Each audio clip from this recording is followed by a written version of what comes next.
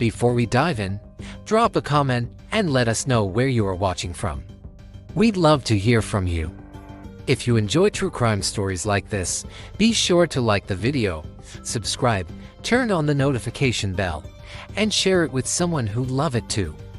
Detective Rachel Hoffman had worked homicide for 11 years, but she'd never seen anything like this.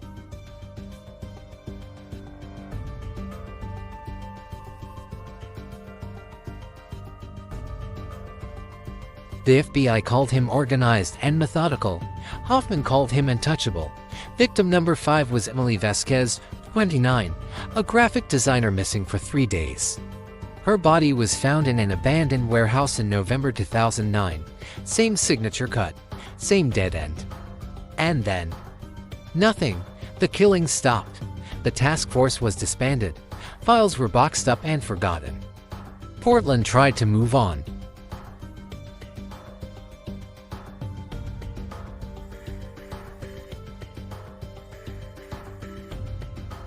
Who Killed Emily Vasquez? The podcast didn't go viral, but it had dedicated listeners, people who cared, people who wanted justice. One of those listeners was Claire Donovan, a 34-year-old librarian from Seattle. She listened to every episode twice, took notes, made timelines. She wasn't a detective, just someone who couldn't stop thinking about those 5 women. Then in episode 47, something clicked. Nina interviewed a retired postal worker who mentioned a man who used to hang around the coffee shop where victim number 3 worked. Always polite, always tipped well, drove a blue sedan with a medical alert sticker on the bumper. Claire rewound the episode and listened again.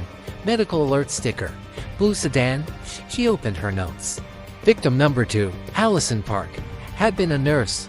A witness mentioned she'd been chatting with a man in the hospital cafeteria 2 days before she disappeared. Polite, soft-spoken. Drove a blue car. Victim number 4 worked at a bookstore. A coworker remembered a regular customer who bought medical textbooks. Quiet, friendly. Drove something blue. Claire's hands started shaking.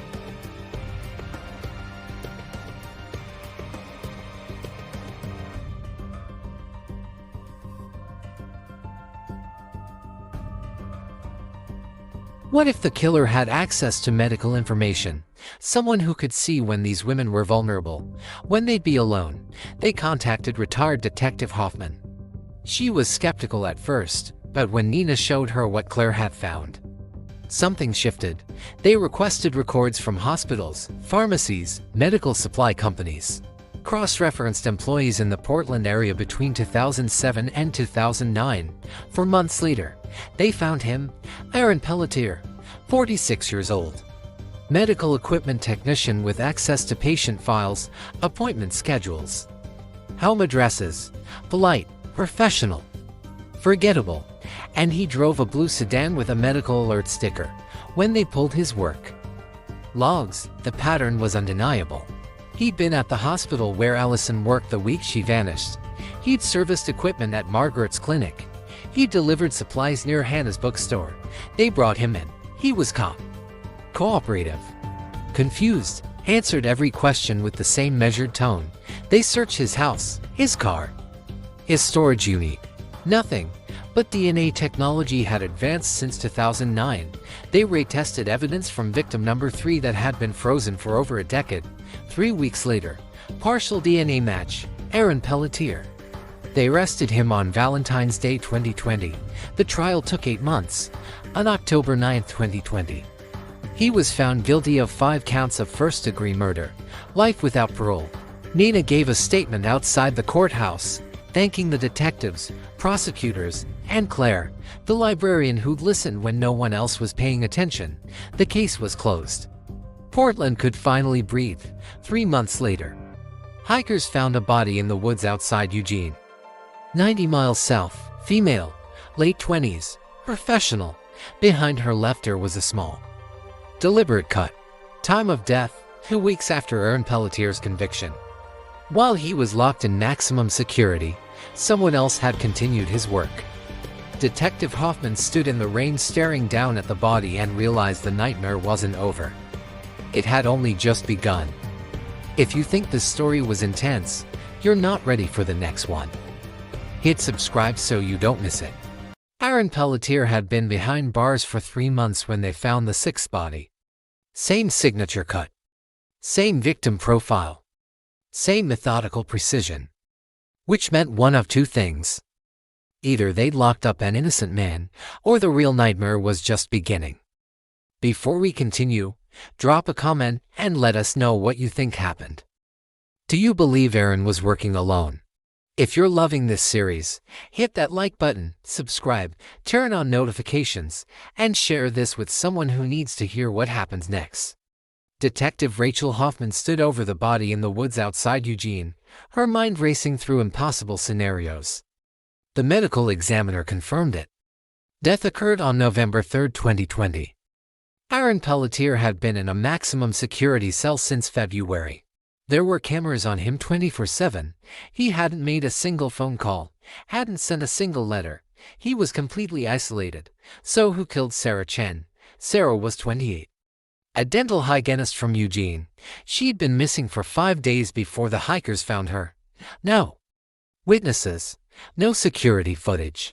And that cut behind her left ear, identical to the others, down to the angle and depth. The media went insane. Headlines screamed about wrongful convictions and police incompetence. Aaron Pelletier's defense attorney filed an immediate appeal. Nina Vasquez's podcast exploded overnight, gaining hundreds of thousands of new listeners. Everyone wanted answers. Hoffman knew she had two options. Either Aaron was innocent and the real killer had been out there all along, or he'd had a partner. Someone who'd stayed quiet for over a decade. Someone who was now finishing what they'd started. She chose to believe the second option.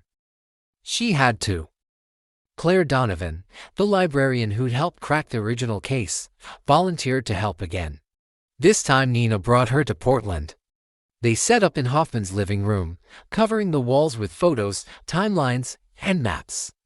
If Aaron had a partner, they needed to find the connection. They started with Aaron's life. His friends, his coworkers, his family. He'd been married once, divorced in 2006. No kids. His ex-wife had moved to California and wanted nothing to do with the investigation. His parents were dead. He had one sibling, a younger brother named Marcus who lived in Seattle. Marcus Pelletier, 39 years old. Worked as a pharmacy technician. Access to patient records, just like his brother. Claire felt her stomach drop. She pulled up Marcus's work history. In 2008 and 2009, he'd been working at a hospital in Portland. The same hospital where victim number 2, Allison Park, had been a nurse. They brought Marcus in for questioning. He arrived with a lawyer, which told Hoffman everything she needed to know. Marcus was calm, rehearsed, careful with every word. He admitted he'd known about his brother's arrest but claimed they weren't close. Hadn't spoken in years. He had alibis for the original murders, all documented, all airtight. But when they asked about Sarah Chen, something shifted in his eyes.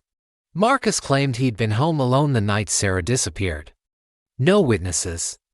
No receipts. No proof. Just his word. They searched his apartment. His car. His workplace locker.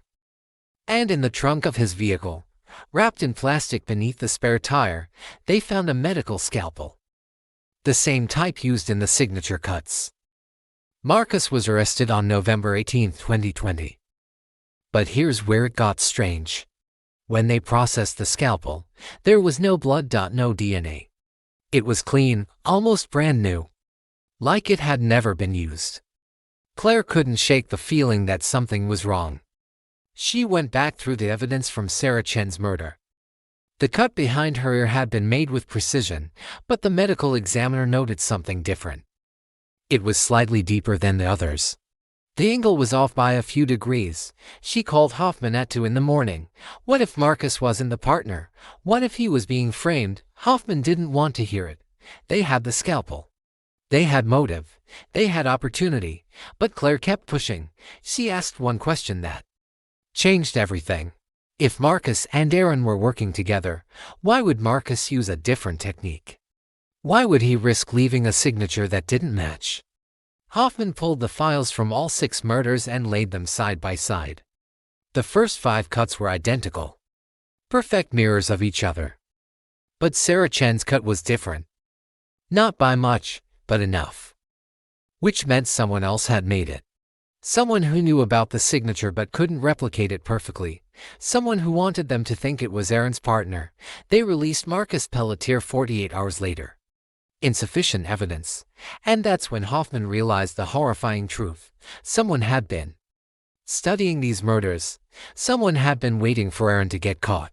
Someone who knew every detail of the case, every piece of evidence, every signature element. Someone who'd been close to the investigation the entire time. Hoffman pulled the visitor logs from Aaron Pelletier's prison. One name appeared 3 times in the last 2 months. A journalist doing research for a book about the case. The journalist's name was David Cross. And his sister, Hannah Cross, had been victim number 4.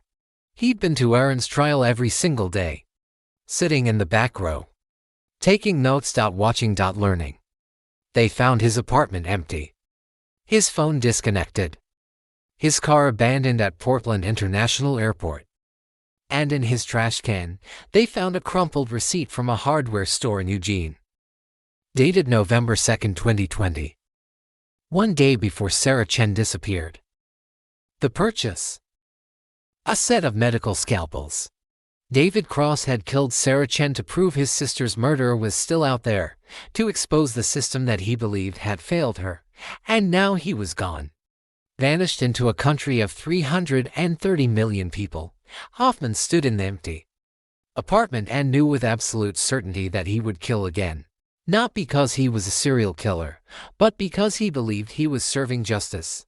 The hunter had become the hunted, and the nightmare was far from over. If you need to know what happens next, you know what to do. Subscribe and turn on notifications. Because part 3 will change everything you think you know about this case. David Cross had vanished. No credit card activity. No phone pings. No security footage. The man who killed Sarah Chen to expose what he believed was a failed investigation had become a ghost. And Detective Hoffman knew that ghosts don't stay quiet for long. Before we reveal what happened next, drop a comment with your theory. Where do you think David Cross went? If you're hooked on this series, smash that like button, subscribe, turn on all notifications, and share this with someone who loves a good mystery. It had been 2 weeks since they'd found David's apartment empty. 2 weeks of dead ends and cold trails. Hoffman had his face plastered on every news channel, every social media platform, every FBI wanted list. But David wasn't some random criminal. He was smart, calculated, and he'd spent years studying how killers evade capture. Claire sat in Hoffman's office, scrolling through David's social media accounts for the 100th time. His last post was from 3 months before Sarah's murder. A photo of a sunset with the caption, "Sometimes the only way to find light is to walk through darkness." Nina had listened to every interview David had ever given about his sister's case. He'd appeared on 12 different podcasts, always calm, always composed, always asking the same question. How could the justice system let Hannah's killer walk free for so long? But Aaron Pelletier hadn't walked free. He was serving life in prison. So why had David killed Sarah Chen? Hoffman had a theory. David didn't believe Aaron was guilty. He thought the police had arrested the wrong man out of desperation. In his mind, killing Sarah with the same signature would prove the real killer was still out there. It would expose the system. Vindicate his crusade. But he'd made one critical mistake. The cut had been slightly different. And that difference had revealed him. Now, he was running. And Hoffman knew he'd surface again. Men like David always did. The call came on December 9, 2020. A body had been found in Salem, 45 miles south of Portland. Female, late 20s, marketing consultant. Missing for 4 days. Hoffman's blood ran cold before she even asked the question. Behind the left ear. The officer on the phone hesitated. Yes. Small cut.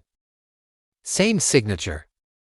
Hoffman, Claire, and Nina drove to Salem in silence. When they arrived at the scene, the medical examiner was already there. He pulled Hoffman aside and showed her something on his tablet. The cut was different again.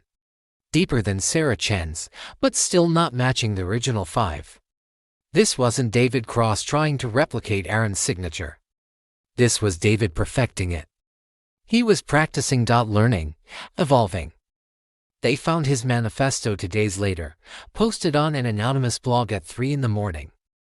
4,000 words detailing every mistake the Portland police had made. Every piece of evidence they've overlooked. Every reason Aaron Pelletier was innocent and the real killer was still hunting. Except David had it all wrong. Aaron was guilty. The DNA proved it. The work logs proved it. But David had convinced himself of an alternate reality, and now he was killing to prove it. The blog post ended with a promise. I will continue until the truth is exposed. Until the real monster is found. Until my sister and the others can finally rest. Hoffman traced the IP address. It bounced through 7 different countries before hitting a dead end. David knew how to cover his tracks. But Claire noticed something in the manifesto. A small detail that everyone else had missed. David mentioned a specific coffee shop in Portland where Hannah used to work. He described the smell of cinnamon rolls on Sunday mornings. The way the light hit the windows at exactly 8:15. Claire pulled up Hannah's employee records. She'd quit that coffee shop in 2007, 2 years before she was killed. But David's description was too specific, too detailed. Like he'd been there recently. They staked out the coffee shop for 3 days. On the 4th morning, December 14th, David walked in at exactly 8:15. He looked different, thinner. Beard grown out, glasses. But it was him. Hoffman waited until he ordered, until he sat down at a table in the back corner, the same table where Hannah used to take her breaks. Then she walked in with 4 uniformed officers. David didn't run. Didn't resist. He just looked up at her with hollow eyes and said, "You arrested the wrong man. You know that, right?" They took him into custody without incident. In the interrogation room, David confessed to everything. Sarah Chen. The woman in Salem, Jennifer Moore. He described each kill in clinical detail, explaining how he'd studied the original crime scenes, how he'd learned the signature, how he'd tried to make it perfect. But then he said something that made Hoffman's spine go rigid. "I killed 2 people, detective. But Aaron Pelletier killed 5. And there's a 6th one you don't know about yet." Hoffman leaned forward. "What are you talking about?" David smiled. "Check the woods behind Hannah's old apartment. The one she lived in before she moved downtown. There's a body there that's been waiting for you for 15 years. They found it the next day. Skeletal remains buried 3 feet deep. Female, estimated age 25 to 30. Dental records identified her as Michelle Brennan, a paralegal who'd gone missing in 2004. 5 years before the first official victim. Behind her skull, barely visible on the bone, was evidence of a small cut. The same signature. Aaron Pelletier had been killing longer than anyone realized. And David Cross, in his twisted quest for justice, had accidentally uncovered the truth. But here's what haunted Hoffman as she stood over Michelle Brennan's grave. If Aaron had been killing since 2004, and his pattern was so consistent, so perfect, why had he stopped in 2009? The answer came from an unlikely source. Aaron's ex-wife, the one who'd refused to cooperate. She finally agreed to talk, and what she said changed everything. Aaron hadn't stopped killing in 2009 because he wanted to. He'd stopped because he'd been diagnosed with early-onset Parkinson's disease. His hands had started shaking. He couldn't control the blade anymore. The signature cut required absolute precision, and his body had betrayed him. Which meant the real question wasn't why he stopped. It was what he'd been planning to do once he found a way to continue. They searched Aaron's prison cell and found letters. Dozens of them, written but never sent. All addressed to the same person. His neurologist, Dr. Raymond Voss. In the letters, Aaron asked detailed questions about experimental treatments, surgical procedures, anything that could stop the tremors in his hands. He'd been researching, planning, hoping, and Dr. Voss had been writing back. Hoffman obtained a warrant for the doctor's office. What they found made national news. Dr. Voss had been conducting unauthorized trials on prison inmates, testing drugs that weren't FDA approved. And Aaron Pelletier had been one of his subjects. The treatments had been working. The tremors were decreasing. In another 6 months, Aaron would have had full control of his hands again. They arrested Dr. Voss on December 20, 2020. Shut down his entire operation. Ensured Aaron would never receive treatment again. David Cross was sentenced to 2 consecutive life terms. Aaron Pelletier remained in prison, his hands slowly betraying him more each day. Anne Hoffman finally closed the case that had haunted her for 12 years. But late at night, when she couldn't sleep, she thought about Michelle Brennan. The victim no one knew existed. And she wondered how many others were out there, buried in woods and forgotten places, waiting to be found. Some nightmares don't end. They just pause. This is the final chapter, or is it? Drop a comment if you want us to investigate the Michelle Brennan case deeper. And if this series kept you on the edge of your seat, you know what to do. Subscribe, because the next story we're covering will make this one look tame.